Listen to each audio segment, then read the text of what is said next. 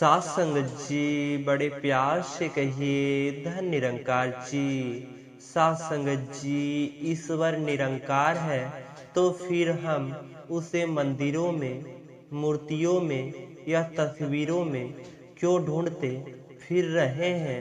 क्या यह कोई विरोधाभास, अंधविश्वास है या फिर इसके पीछे कोई गहरा आध्यात्मिक सत्य छुपा हुआ है? दास के पास एक महात्मा आए और उन्होंने बताया कि कोई निरंकारी महात्मा ऐसे हैं जिन्होंने यह ब्रह्म ज्ञान यानी ईश्वर का ज्ञान लिया हुआ है, लेकिन इसके बावजूद भी वह महात्मा मंदिरों में जाकर मूर्ति की पूजा करते हैं। उस महात्मा जी ने दास से पूछा कि जो महात्मा इस निरंकार प्रभु परमात्मा को जानकर मूर्ति पूजा कर रहे हैं, तो क्या यह सही है या गलत है? और क्या इस कार्य का उन्हें कोई दंड मिलेगा या फिर कोई अच्छा फल प्राप्त होगा?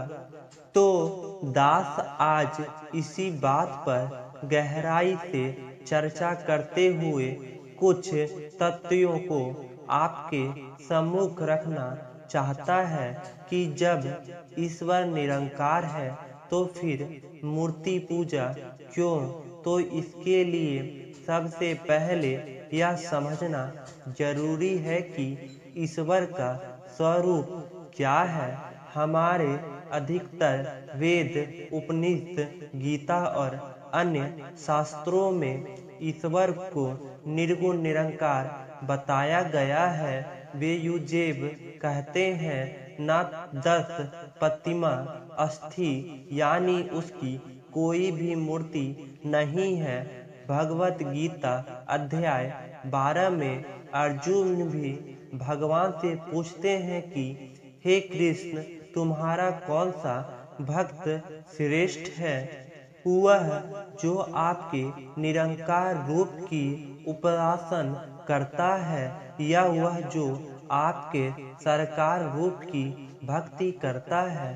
तो यह भगवान श्री कृष्ण जी उत्तर देते हैं कि जो निरंकार की उपासना करता है तो वह मुझे ही बजा रहा है, लेकिन वह मार्ग बहुत कठिन है। अर्थात ईश्वर का वास्तविक स्वरूप अविनाशी अंत निरंकार है, जो समय, स्थान और रूप से पैर है।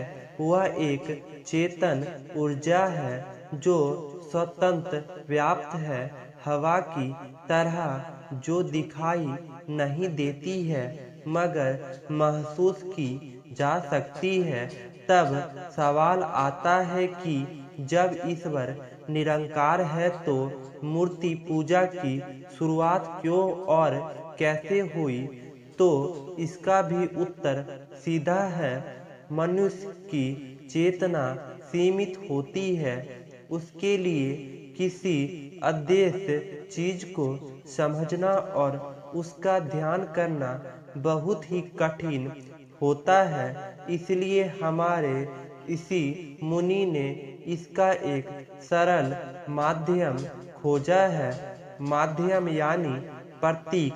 जैसे विद्यार्थी पहले ABC सीखते हैं और फिर बड़े बड़े शब्द सीखे जाते हैं, तो वैसे ही आध्यात्मिक अभ्यास की शुरुआत में भी मूर्ति एक ट्रेनिंग का साधन हुआ करती है, क्योंकि मूर्ति को देखकर हमारे मन में एकाग्रता बढ़ती है। मूर्ति से हमारी भावनाएं जुड़ी होती है, जिससे हमारी आराधनाएं में श्रद्धा बढ़ती है और फिर धीरे धीरे सार्थक की चेतना उस साकार रूप से होते हुए निरंकार की ओर चली जाती है। कहने का भाव मूर्ति पूजा के पीछे सिर्फ पूजा ही नहीं है, बल्कि हमारे मन की साधना भी होती है।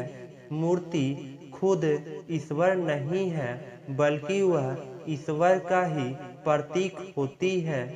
जैसे तिरंगा झंडा भारत का प्रतीक है, और अगर कोई तिरंगे को जला दे तो क्या भारत खत्म हो जाएगा? नहीं, लेकिन इससे हमारे भावनात्मक जुड़ाव को चोट जरूर लगेगी।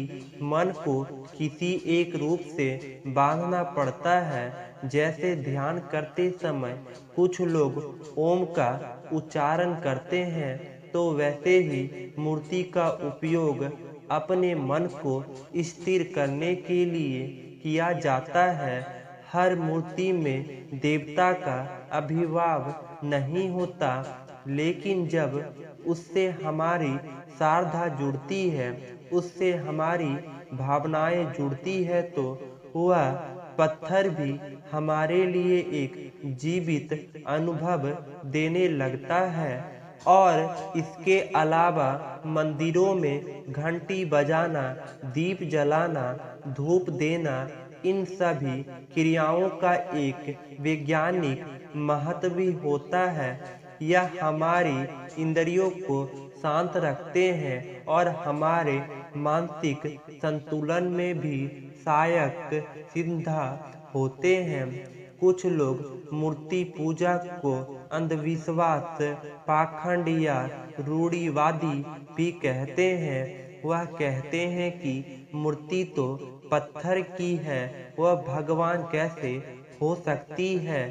तो इसका भी सीधा सा उत्तर महापुरुषों देते हैं कि जिस तरह किसी फोटो को देखकर हम अपने किसी प्रिय को याद करते हैं, तो क्या वह फोटो ही हमारी प्रियजन हो गई है? नहीं, पर वह हमारी भावनाओं का केंद्र जरूर होती है। उससे हमारी भावनाएं जुड़ी होती है। तो उसी तरह भगवान का प्रतीक मूर्ति भी हमारी भीतर के भक्ति भाव का एक माध्यम होती है। कुछ लोगों का दूसरा तर्क है कि मूर्ति पूजा तो बाद में शुरू हुई है, यह वेदों में नहीं है। तो यह भी सच है कि प्रारंभिक वेदों में मूर्ति पूजा नहीं थी, लेकिन जैसे जैसे लोगों की चेतना ईश्वर के प्रति नीची होती चली गई, तो हमारे श्रेणी मुनियों ने इसके लिए कुछ सरल उपाय खोजे, जैसे मूर्ति पूजा, यज्ञ, माला, मंत्र आदि। लेकिन कई लोग एक तर्क और भी देते हैं कि ईश्वर तो सब जगह है, फिर मंदिर क्यों जाएं? इसका उत्तर भी संत महापुरुषों ने बड़ा ही सुंदर दिया है कि जैसे सूरज की रोशनी हर जगह होती है, लेकिन दर्पण में देखने पर वह केंद्रित हो जाती है, इसी तरह मंदिर भी वह स्थान है जहाँ हमारे मन में भक्ति भाव, श्रद्धा, ऊर्जा केंद्रित होती है। कहने का भाव निरंकार से साकार, और फिर निरंकार तो असल स्थान है ही, यानी साकार मूर्ति से प्रारंभ होकर निरंकार परमात्मा की ओर बढ़ना। कबीर साहब जी भी कहते हैं कि माला फेरत जुग भया, फिरान मन का फेर, मन का मन का जोड़ी दे, मन का फेर। इसका मतलब यही है कि स्थान वही श्रेष्ठ है जो मन को बदल दे, तो मूर्ति केवल वही स्थान है, स्थान नहीं है। जैसे नदी पार करने के लिए हमें नाव चाहिए होती है, मगर किनारे पर पहुंचकर नाव को वहीं छोड़ना होता है। भारत के कई संतों ने इस विषय को बड़ी सूझबूझ से समझाया है।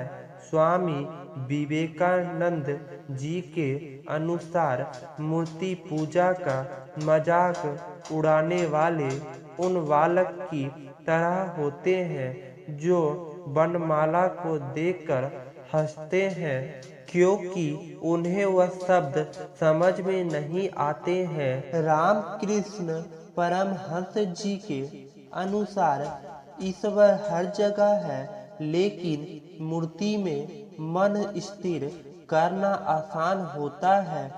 जैसे दूध में मक्खन छुपा होता है, वैसे ही मूर्ति में परमात्मा का भाव छिपा होता है। इसी तरह से संत तुलसीदास जी भी समझा रहे हैं कि मूर्ति को नहीं, भावनाओं को देखो। उनका कहने का भाव यही था कि ईश्वर भाव में बसते हैं। साधन कुछ भी हो सकता है, तो क्या मूर्ति पूजा गलत है? नहीं। क्या निरंकार ईश्वर की उपासना सर्वसोच है? हाँ। और क्या मूर्ति पूजा से निरंकार तक पहुंचा जा सकता है? तो बिल्कुल सही है, क्योंकि मूर्ति पूजा एक प्रारंभ है, समाप्ति नहीं है। और सच्चा भक्त वही है जो मूर्ति में ईश्वर को देखे, लेकिन वही ना रुके, बल्कि उस ईश्वर को हर जीव में देखे। जैसे एक बच्चा स्टेज पर पहले विषय लिखकर आगे की पढ़ाई सीखता है, तो वैसे ही मूर्ति से शुरू करके हम निरंकार के अनुभव की ओर बढ़ना होता है। ईश्वर निरंकार जरूर है, मगर जब भी हम उसे सच्चे प्रेम से पुकारते हैं या इसका सिमरन करते हैं, तो यह हर रूप में हमारे सामने प्रकट हो जाता है।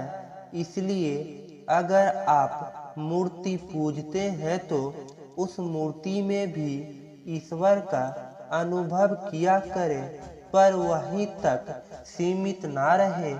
और अगर आप इस निरंकार की उपासना करते हैं, तो दूसरों की पूजा, जो मूर्ति पूजा होती है, उसकी मजाक ना उड़ाएं। बस इतना ध्यान रखें कि साधन का हर रूप सही है।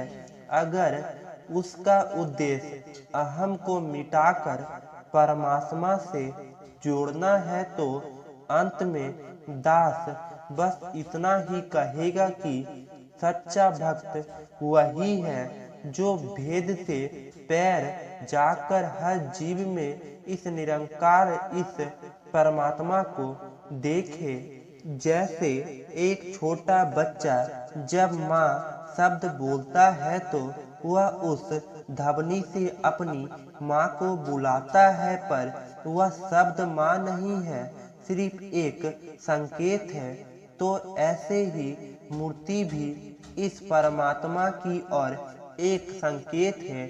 और अगर बच्चों को आध्यात्मिक सिखानी है, तो उनके लिए मूर्ति पूजा एक सरल और सज्ज शुरुआत हो सकती है, जिसे वह देख सकते हैं, छू सकते हैं और अनुभव कर सकते हैं, और फिर ईश्वर के मार्ग पर आगे बढ़ सकते हैं। तो दास इन्हीं शब्दों के साथ अब आपसे इजाजत चाहता है। बड़े प्रेम से कहिए धन निरंकार जी। साथ संगत जी, चैनल पे नए हैं तो चैनल को सब्सक्राइब जरूर कर दें और कमेंट बॉक्स में धन निरंकार जी जरूर लिखें। साथ संगत जी।